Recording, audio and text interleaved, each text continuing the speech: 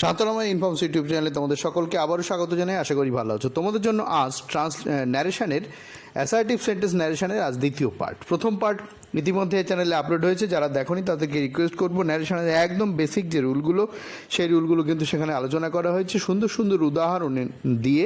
Please তোমরা যারা দেখোনি তারা এই ভিডিওর নিচে ডেসক্রিপশন বক্স অথবা শান্তনাময় ইনফর্মস ইউটিউব চ্যানেলে প্লেলিস্টে গিয়ে গ্রামারের যে প্লেলিস্ট পাবে সেখান থেকে তোমরা দেখে নিতে পারো।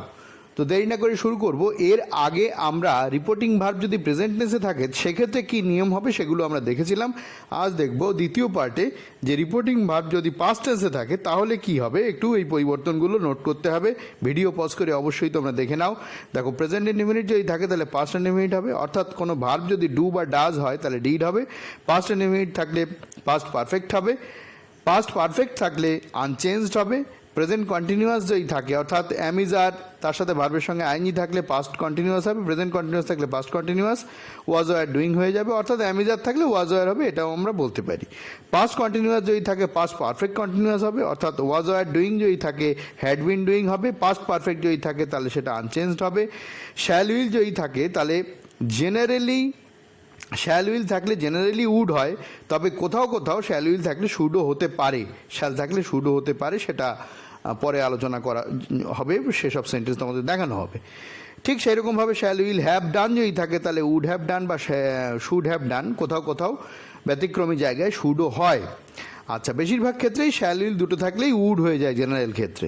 আচ্ছা, shall will have been doing যদি থাকে তাহলে উড বা শুড হ্যাভ বিন ডুইং হবে। আবারও বলছি, শ্যাল উইল দুটো থাকলেই উড হয় জেনারেলি, কিন্তু কোথাও কোথাও শুডও হয়, ব্যতিক্রম আছে কিছু কিছু জায়গায়। মে থাকলে মাইট, ক্যান থাকলে could, have has to do থাকলে হ্যাড টু ডু হবে, মাইট। আচ্ছা, এইবার দেখো কিছু কিছু জিনিস আছে যার পরিবর্তন হবে না, যেমন might, could, had to, ought to, used to and had better remain unchanged. ঠিক সেই রকম should would do, should would be doing, should would have done, should would have been doing remain unchanged, এগুলো unchanged থাকবে। আশা করি তোমরা বুঝতে পেরেছো, এগুলো টেন্সের ব্যাপার। এইবার কিছু শব্দ আছে সেগুলো দেখো, যেমন দিস থাকলে দ্যাট হয়, ঠিক আছে। দিস, দ্যাট আর দিস যেটা বহু বচন সেটা দোজ, এইরকম। হিয়ার থাকলে দেয়ার, এইরকমভাবে বেশ কতগুলো পরিবর্তন এখানে রয়েছে। এগুলো তোমরা অবশ্যই দেখে নিও, ভালো করে ভিডিও পজ করে দেখে নিও, প্রয়োজনে নোট করে নিও। এবারে আসি আমরা সেন্টেন্সে। দেখো, he said Mohan comes to the college daily. দেখো এখানে কি রয়েছে, হি সেইড। এই যে সেইডটা কি রয়েছে, এটা রিপোর্টিং ভার্ব। এই রিপোর্টিং ভার্বটা কিসে রয়েছে, এটা পাস্টে রয়েছে, অর্থাৎ পাস্ট ইনডিফিনিট টেন্সে রয়েছে। পাস্ট ইনডিফিনিটে থাকুক আর পাস্ট কন্টিনিউয়াসে থাকুক, যাই থাকুক না কেন, আমাকে এর টেন্স সেই অনুযায়ী পরিবর্তন করতে হবে। তাহলে এক্ষেত্রে দেখো, কমোকোটেশন উঠে গিয়ে দ্যাট তো হবেই অ্যাসার্টিভ সেন্টেন্স, তাই। তারপরে মোহন সাবজেক্ট আছে, ওটা হয়ে যাবে। থার্ড পার্সনের পরিবর্তন হয় না, ফার্স্ট পার্সন সেকেন্ড পার্সনের পরিবর্তন হয়, আগের ভিডিওতে বলেছি, অবশ্যই দেখে নিও তোমরা নিয়ম না জানলে। আচ্ছা, কামস রয়েছে। এই যে ব্যাপারটা কামস, এইটার পরিবর্তন কীরকম হবে দেখো, আগের বাক্যে আমরা দেখে নিই। যে ডাস থাকলে কী হবে, ডিড হবে। তাহলে কাম থাকলে কী হবে, কামস থাকলে কেম হবে, পাস্ট টেন্সে হবে, তাই না। এইটা দেখো প্রেজেন্ট ইনডিফিনিট টেন্সে রয়েছে, তাহলে পাস্ট ইনডিফিনিট করে দেবো, আর কিছুর পরিবর্তন হওয়ার কোনো জায়গা নেই। তাহলে দেখো, হি সেইড দ্যাট হলো।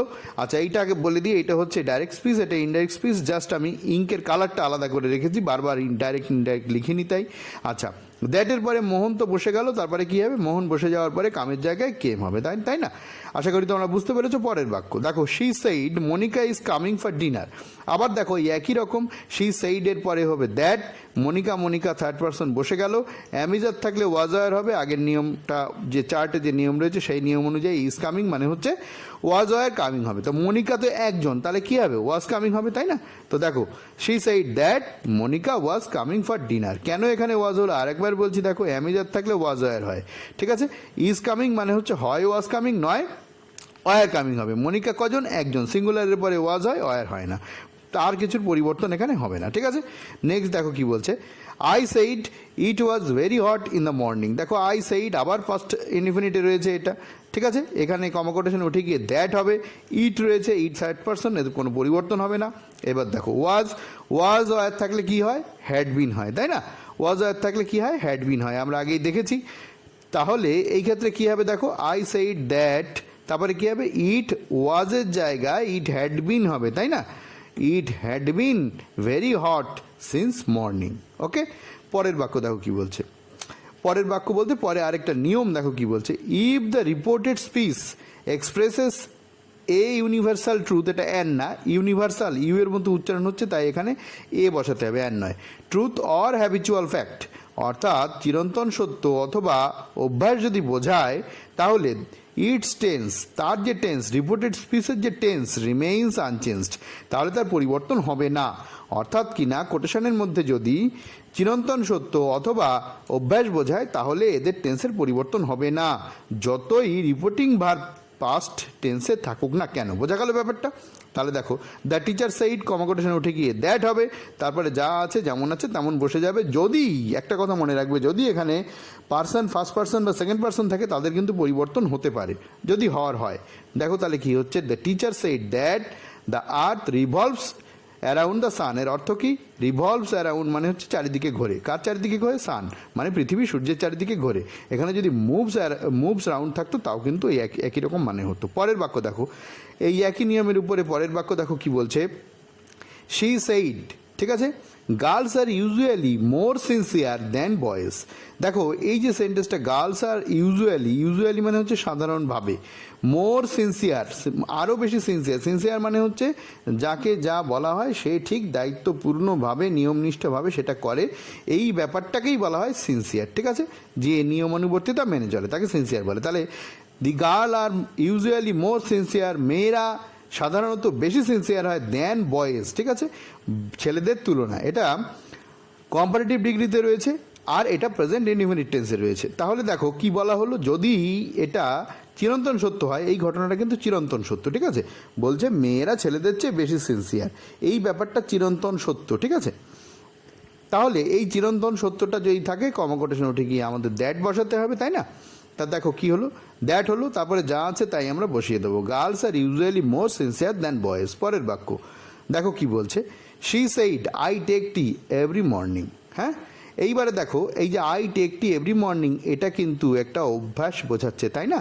কিন্তু অভ্যাস বোঝালে এই যে আই রয়েছে, এই আইটা কিন্তু ফার্স্ট পার্সন যদি কোটেশনের মধ্যে থাকে অর্থাৎ রিপোর্টেড স্পিচের মধ্যে থাকে, তাহলে আমি আগের ভিডিওতে নিয়মটা বলেছি, এখানে জাস্ট লিখে রাখলাম, first person in reported speech indicates the subject of reporting verb, এই যে সেইড এর সাবজেক্ট হচ্ছে শি, তাকে বোঝাচ্ছে এই আইটা। বোঝা গেল? তাহলে আই সাবজেক্টে আছে, শির সাবজেক্ট শি হবে। ওকে, এইবারে দেখো, আশা করি তোমরা বুঝতে পেরেছো। যদি আরও বেশি করে শুনতে জানতে চাও আগের ভিডিওটা অবশ্যই দেখে নিও। দেখো কি হচ্ছে, শি সেইড হলো, তারপরে দ্যাট হলো, হওয়ার পরে আবার বলছি এই আই বোঝাচ্ছে কাকে? শিকে বোঝাচ্ছে। আই আছে সাবজেক্টে, তাহলে শির সাবজেক্ট হবে। আই কোন ফর্মে আছে সেটা দেখতে হবে, এইটা সাবজেক্টে আছে তাই এর সাবজেক্ট হবে, মানে শির সাবজেক্ট হবে। ব্যাপারটা বোঝা গেল?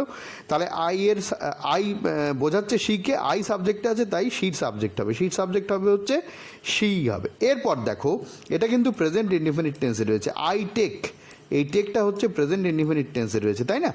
এরপরে দেখো যেটা বক্তব্য সেটা হচ্ছে প্রেজেন্ট ইনডিফিনিট টেন্সে কি হয়, যদি থার্ড পার্সন সিঙ্গুলার নাম্বার হয়, সাবজেক্ট যদি থার্ড পার্সন সিঙ্গুলার নাম্বার হয়, তাহলে প্রেজেন্ট ইনডিফিনিট টেন্সে ভার্বের সাথে এস বা ইএস যুক্ত হয়। এটা টেন্স তোমাদের যাদের একটু ডাউট আছে অবশ্যই এই চ্যানেল থেকে দেখে নিতে পারো, প্রেজেন্ট ইনডিফিনিট টেন্স একদম টেন্সের ফার্স্ট পার্ট যেটা, সেটা দেখে নিতে পারো, সেখানে এটা আলোচনা করা হয়েছে। তাহলে প্রেজেন্ট ইনডিফিনিট টেন্সে যদি subject third person singular number হয় তাহলে ভার্বের সাথে এস বা ইএস যুক্ত হবে, সেটাই দেখো করা হচ্ছে, she text T every morning. বোঝা গেল ব্যাপারটা? এটা অভ্যাস বোঝাচ্ছে, এর টেন্সের পরিবর্তন হয়নি, কিন্তু যেহেতু এটা ফার্স্ট পার্সন রয়েছে, এইটার পরিবর্তন হয়ে গেছে শিকে বোঝাচ্ছে, তাই এটা থার্ড পার্সন হয়ে গিয়ে এই টেকের সাথে আমরা একটা এস বসিয়ে দিয়েছি। ব্যাপারটা এইরকম।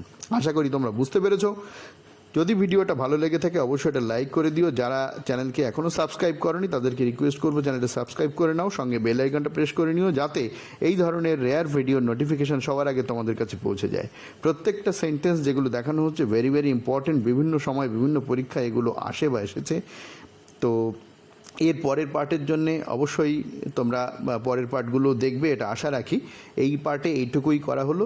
অ্যাসার্টিভ সেন্টেন্সের আরও অনেক ব্যতিক্রমী নিয়ম আছে যেগুলো সচরাচর গ্রামার বইতে থাকে না, সেইটা নিয়ে কিন্তু এর পরের পার্টটা আমি আসবো। ভিডিও এখানে শেষ করছি, ভালো থেকো, আবার দেখা হবে পরের ভিডিওয়ে।